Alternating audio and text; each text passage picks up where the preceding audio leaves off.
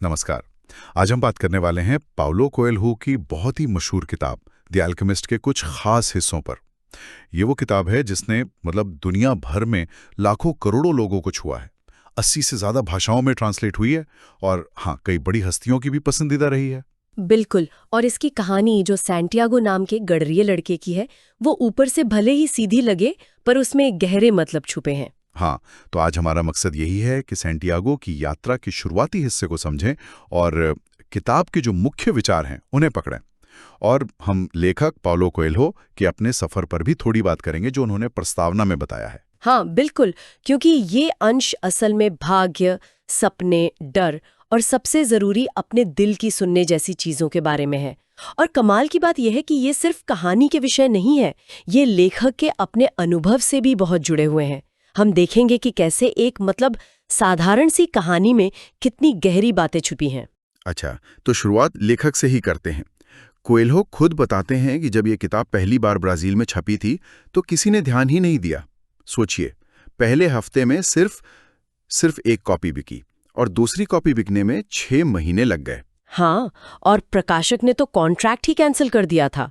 वो उस वक्त 41 साल के थे और जाहिर है बहुत निराश थे। लेकिन उन्होंने किताब पर यकीन नहीं खोया। क्यों?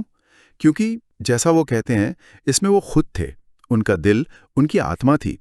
वो एक तरह से अपनी ही कहानी जी रहे थे, एक इंसान जो खजाने की तलाश में निकलता है और आखिर में पाता है कि खजाना तो वो तो हमेशा से उसके साथ था। हाँ, और उनके लिए वो खजाना उनकी लिखने की कला थी। बिल्कुल।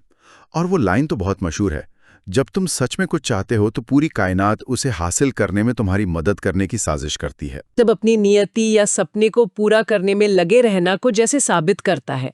उनका मानना था कि उनका मकसद यही था, अपने इस खजाने को, अपनी लिखने की कला को दुनिया के साथ बांटना।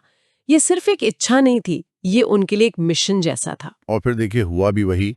धीरे धीरे वर्ड ऑफ माउथ से किताब बिकने लगी।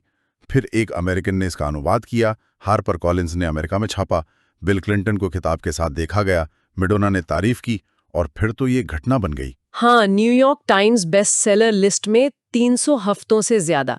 ये दिखाता है कि कहानी में कितनी यूनिवर्सल अपील है ना? सही कहा। जैसा कोएल्हो कहते हैं, एक इंसान की कहानी हर किसी की कहानी होती है और शायद यही वजह है कि अलग-अलग कल्चर के लोग इससे इतना जुड़ पाएं। कहानियां हमें मतभेदों के बावजूद एक दूसरे को समझने में मदद करती हैं। अच्छा, अब किताब की शुरुआत पर आते हैं। प्रस्तावना के ठीक बाद नार्सिसिस की कहानी है, लेकिन थोड़ी अलग तरह से। हम तो यही जानते हैं कि नार्सिसिस को अपने अक्स से प्यार हो गया था, लेकिन यहाँ झील उसके मरने पर होती है। क्यों? इसलिए नहीं कि वो सुंदर था, बल्कि इसलिए कि जब वो झील के किनारे झुकता था तो झील उसकी आंखों की गहराई में अपनी सुंदरता का प्रतिबिंब देख पाती थी। ये तो सोचने वाली बात है। हाँ, ये कहानी शुरू में ही हमें आत्मचिंतन, नजरिए पर सोचने को मजबूर करती है। क्या हम दूसरों में सिर्फ खुद को देखते हैं या उन्हें वैसे देखते हैं जैसे वो हैं? ये एक तरह से आगे की गहरी बातों के लिए माहौल बनाती है। फिर कहानी हमें मिलवाती है सैंटियागो से, अंडालूसिया का एक गडरिया लड़का। साधारण जिंदगी, भेड़ें, किताबें और एक सपना जो बार बार आता है। यहाँ एक दिलचस्प बात पता चलती है।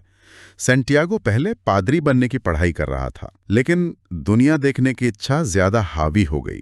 उसके पिता ने समझाया भी कि भाई, यात्री आते जाते रहते हैं, बदलते नहीं। लेकिन सैंटियागो नहीं माना। वो महल देखना चाहता था, अलग जीवन देखना चाहता था। हाँ, और तब उसके पिता ने उसे वो 3 पुराने स्पेनिश सोने के सिक्के दिए भेड़ें खरीदने के लिए, और ये भी माना कि उनके अंदर भी कहीं ना कहीं घूमने की इच्छा दबी रह गई थी। ये चुनाव बहुत अहम है ना? पारंपरिक रास्ता पादरी बनना और दिल की आवाज यात्रा करना। बिल्कुल, ये सीधे तौर पर पर्सनल लेजेंड वाली बात से जुड़ता है। और पिता की वो अधूरी इच्छा का जिक्र, वो जैसे सैंटियागो के फैसले को और मजबूती देता है, शायद हिम्मत भी लाता है। यहाँ भेड़ें भी एक सिंबल बन जाती हैं। आराम, रोज की दिनचर्या, जहाँ ज्यादा फैसले नहीं लेने पड़ते। सैंटियागो पहले सोचता है कि भेड़ें उस पर निर्भर हैं, पर फिर उसे लगता है कि शायद वो खुद उनकी रूटीन का आदी हो गया है। ये कंफर्ट जोन वाली बात है। भेड़ें सुरक्षा तो हैं, पर शायद बंधन भी। और वो सपना क्या था? सपना ये था कि एक बच्चा उसकी भेड़ों से खेल रहा है और फिर वो उसे मिस्र के पिरामिड तक ले जाता है और कहता है कि वहां खजाना है। इसी का मतलब जानने वो टैरिफा शहर जाता है, एक बूढ़ी जिप्सी महिला के पास। हाँ, वो जिप्सी महिला जो थोड़ी अजीब सी प्रार्थनाएं करती है, जिससे सैंटियागो थोड़ा डर भी जाता है। पर वो कहती है कि सपने भगवान की भाषा है। और व्याख्या सीधी सी, मिस्र जाओ, पिरामिड के पास, वहां खजाना मिलेगा। हाँ, और बदले में खजाने का 10वां हिस्सा मांगा। पर मिलने के बाद सैंटियागो थोड़ा निराश भी हुआ कि इतनी सीधी बात के लिए पैसे क्यों देने पड़े। ये दिलचस्प है। सपने को ईश्वर की भाषा कहना ये बताता है कि शायद जिंदगी के जवाब उतने मुश्किल नहीं होते जितना हम सोचते हैं। वो हमारे सामने ही होते हैं, बस हम उन्हें पहचानते नहीं हैं। और यहाँ रिस्क लेने की बात भी आती है। जैसे गरड़िया भेड़ियों का रिस्क उठाता है, वैसे ही सपने के पीछे जाना भी एक रिस्क है। फिर टेरिफा के चौक में जब वो किताब पढ़ रहा होता है, एक बूढ़ा आदमी आता है। वो दुनिया के सबसे बड़े झूठ के बारे में बताता है कि एक वक्त आता है जब हम अपनी जिंदगी पर काबू खो देते हैं और सब भाग्य पर छोड़ देते हैं। और वो आदमी कौन निकलता है? सैलेम का राजा मेल्किजेडेक। सेंटियागो को तो पहले यकीन ही नहीं होता, तो वो राजा क्या करता है, रेत पर लिख देता है सेंटियागो के माँ बाप का नाम, मदरसे का नाम और उस व्यापारी की बेटी का नाम भी, जो सेंटियागो को खुद नहीं पता था। कमाल है। हाँ, सेंटियागो तो चौंक जाता है। फिर राजा कहता है कि वो खजाने का रास्ता बता सकता है, बदले में उसे सेंटियागो की भेड़ों का 10वां हिस्सा चाहिए। यहीं पे पर्सनल लेजेंड की बात और खुलती है।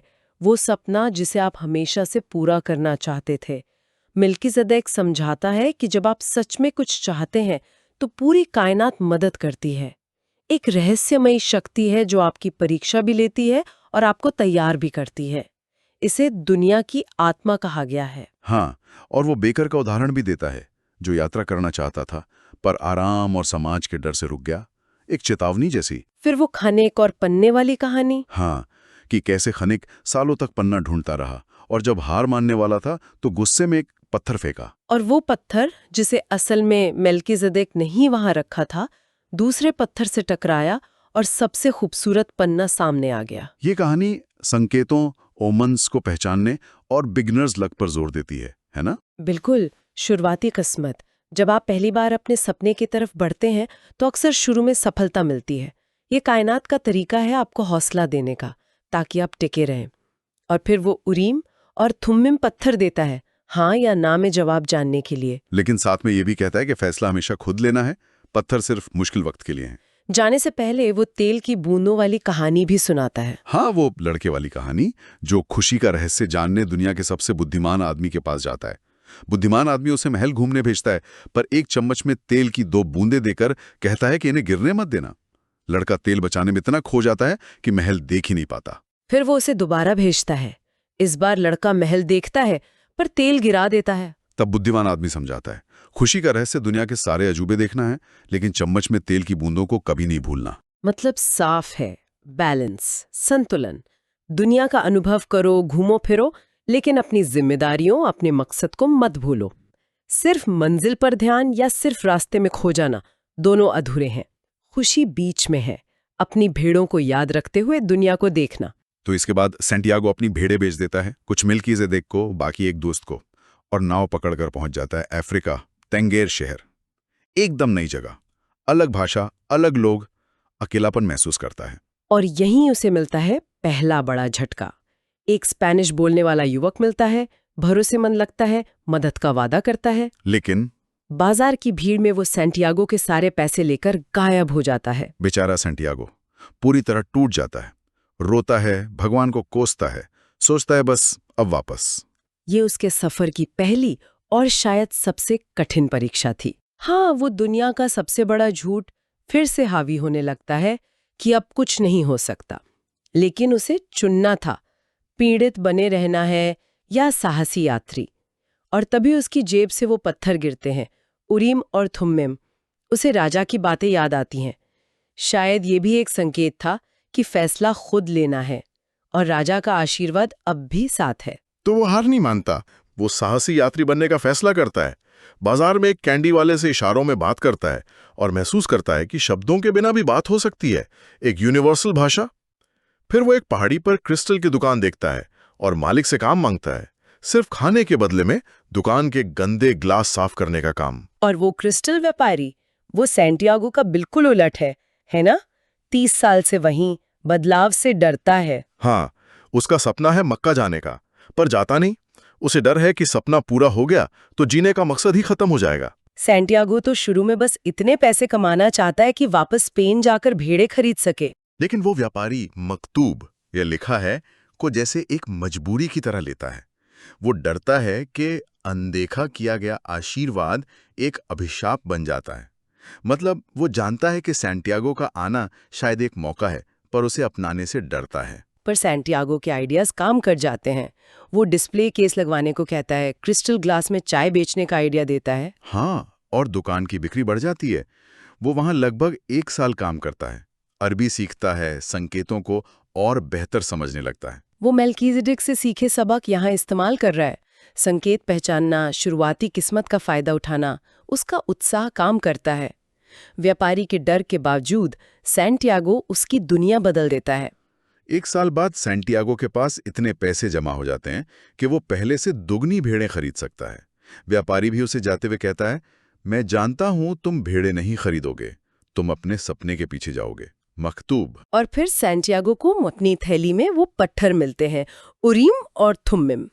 उसे राजा और अपना पर्सनल लेजेंड याद आता है। आखिरी बार दिल में कश्मकश होती है, वापस गडरिये की सुरक्षित जिंदगी में या अनजान पिरामिडों की ओर। उसे एहसास होता है कि टेंगेर में रहकर उसने बहुत कुछ सीखा है और अब वो स्पेन से ज्यादा अपने खजाने के करीब है। तो वो फैसला करता है, आगे बढ़ना है, रेगिस्तान पार करना है। उसने सीखा है कि वापस लौटना हमेशा एक ऑप्शन है, पर आगे बढ़ने का मौका शायद दोबारा ना मिले। और फिर उसे पता चलता है कि रेगिस्तान पार करके अल फयूम नखलिस्तान जाने वाला एक कारवां निकल रहा है, पिरामिडों के रास्ते में। वो इसे एक और संकेत समझता है और कारवां में शामिल हो जाता है। यहीं उसकी मुलाकात होती है एक अंग्रेज से। हाँ, वो अंग्रेज जो अपनी ही धुन में है, 10 साल से कीमिया एल्केमी पर सिर्फ किताबें पढ़ रहा है और अल फयूम में रहने वाले एक 200 साल के कीमियागर को ढूंढ रहा है। उसने कीमिया, भाषाएं, धर्म सब कुछ पढ़ा है। वो भी संकेतों में यकीन रखता है और उसके पास भी उरीम और थुम्मिम है। यहाँ कीमिया के कुछ बेसिक आइडियाज आते हैं।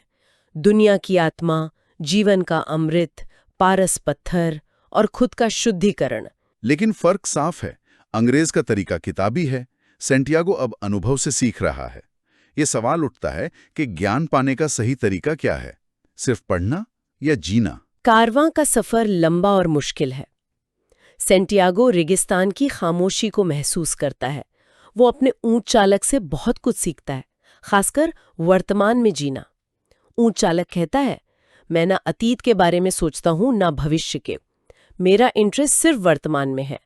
अगर तुम हमेशा वर्तमान पर ध्यान दो तो तुम सुखी रहोगे। हाँ, और वो मकतूब को स्वीकार करना सिखाता है।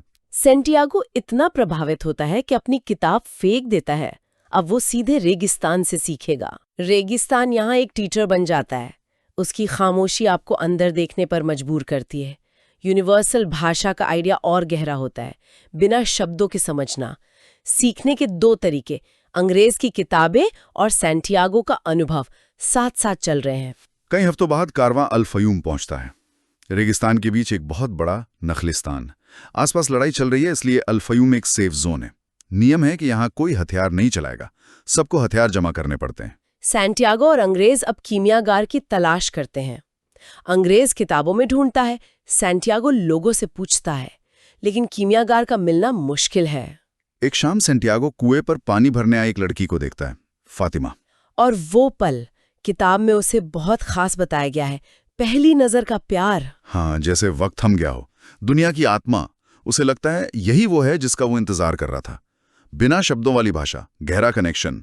वो इसे अपने पर्सनल लेजेंड का हिस्सा मानता है। एक और संकेत, ये मुलाकात प्यार को एक बहुत शक्तिशाली ताकत के रूप में दिखाती है, जो आपको दुनिया की आत्मा से जोड़ती है। उस पल में अतीत भविष्य सब बेकार, सिर्फ वर्तमान सच। ये सोलमेट वाली फीलिंग है, जैसे ये मिलना तय था। और फातिमा उन्हें कीमियागार का पता बताती है, वो जो रहस्य जानता है, जिनों से बात करता है। अंग्रेज तुरंत मिलने जाता है। कीमियागार उसे क्या कहता है? सिर्फ जाओ और कोशिश करो। हाँ, मतलब सिर्फ पढ़ने से नहीं, करने से सीखो। अंग्रेज बेचारा बहुत निराश हो जाता है। सैंटियागो रोज फातिमा से मिलता है। वो उसे प्यार का इजहार करता है, शादी की बात करता है, पर फातिमा का जवाब वो हैरान करने वाला है। हाँ, वो कहती है, मैं रेगिस्तान की औरत हूँ। हम अपने मर्दों का इंतजार करना जानती हैं जब वो अपने सपनों के पीछे जाते हैं। वो कहती है, मकतूब, अगर मैं तुम्हारे सपने का हिस्सा हूं तो तुम लौट आओगे। ये नजरिया कमाल का है। बिल्कुल। ये ऐसा प्यार है जो पर्सनल लेजेंड की राह में रुकावट नहीं बनता, बल्कि उसे सपोर्ट करता है। अधिकार जताने वाला नहीं, बल्कि सम्मान करने वाला प्यार। फातिमा मानती है कि सच्चा प्यार किसी को उसकी किस्मत से दूर नहीं करता। ये किताब का एक बहुत पावरफुल मैसेज है। फिर एक दिन सैंटियागो रेगिस्तान में बैठा यही सब सोच रहा है। तभी वो आसमान में 2 बाजों को लड़ते हुए देखता है और अचानक उसे एक विजन दिखता है। सैनिकों की एक फौज ओएसिस पर हमला कर रही है। वो समझ जाता है कि ये कोई वहम नहीं, ये एक संकेत है। वो डर पर काबू पाता है और अपने ऊंट चालक दोस्त को बताता है। ऊंट चालक उसे सलाह देता है कि फौरन कबीले के सरदारों को चेतावनी दे। सरदारों की सभा में माहौल गंभीर है। एक अजनबी पर कैसे यकीन करें? परंपरा के खिलाफ है ये बात। लेकिन रेगिस्तान के संदेशों पर यकीन करने की पुरानी कहानियां भी हैं, जैसे यूसुफ की। आखिरकार मुखिया फैसला करता है, अगले दिन सब हथियारबंद रहेंगे। अगर हमला हुआ और सैंटियागो सही निकला तो हर दुश्मन के बदले सोना मिलेगा। लेकिन अगर हमला नहीं हुआ तो सुबह होते ही सैंटियागो का सर कलम कर दिया जाएगा। ये दिखाता है कि पर्सनल लेजेंड का रास्ता कितना खतरनाक हो सकता है। संकेतों पर चलने का जोखिम साफ है, फैसले का वजन बहुत भारी है। ये मकतूब को स्वीकार करने जैसा है, नतीजा चाहे जो हो। जब सैंटियागो सरदारों के तंबू से बाहर निकलता है, रात हो चुकी है। तभी तेज हवा चलती है, धूल उड़ती है और अचानक उसके सामने एक विशाल सफेद घोड़ा आकर रुकता है। उस पर काले कपड़ों में घुड़सवार बैठा है, कंधे पर बाज, चेहरा ढका हुआ, सिर्फ आंखें दिख रही हैं। डरावना मंजर। हाँ, और वो घुड़सवार एक लंबी तलवार निकालकर उसकी नोक सैंटियागो के माथे पर टिका देता है। पूछता है, किसने तुम्हें भविष्य पढ़ने की हिम्मत दी? और ये कौन है? ये कीमिया घर है, उसका नाटकीय प्रवेश। तो आज हमने जिन हिस्सों पर बात की उनमें हमने देखा पर्सनल लेजेंड का आइडिया, संकेतों को समझना, यूनिवर्सल भाषा, प्यार जो आजाद करे, डर पर जीत और अनुभव से सीखना। सैंटियागो की यात्रा उसे एक साधारण गडरिये से एक ऐसे साहसी इंसान में बदल चुकी है जो अब बड़ी परीक्षाओं का सामना करने को तैयार है। हाँ, और ये कहानी सुनने वालों को अपने अंदर के सपनों, अपने पर्सनल लेजेंड के बारे में सोचने पर मजबूर करती है। ये आइडिया कि कायनात आपकी मदद करती है, उम्मीद देता है। लेकिन ये भी साफ है कि रास्ता आसान नहीं है। मुश्किलें आएंगी, डर लगेगा, कठिन चुनाव करने पड़ेंगे। जरूरी है कि हम लगे रहें और संकेतों को समझने की कोशिश करें। और आखिर में एक सवाल जो शायद सबके मन में आए, हम अपनी जिंदगी में इन संकेतों को कैसे पहचानें? क्या ये सच में होते हैं या हम बस मतलब निकाल लेते हैं? और कैसे अपने सपनों का पीछा करने और ऊंट चालक की तरह वर्तमान में जीने के बीच वो संतुलन बनाएं जिसकी बात तेल के बूंदों वाली कहानी में थी? या ये सोचना कि शायद कोई बड़ी नाकामी, जैसे सैंटियागो का लूटा जाना, वो असल में हमें हमारे पर्सनल लेजेंड के ज्यादा करीब लाने वाला एक छिपा हुआ आशीर्वाद हो। सोचने वाली बात है ना?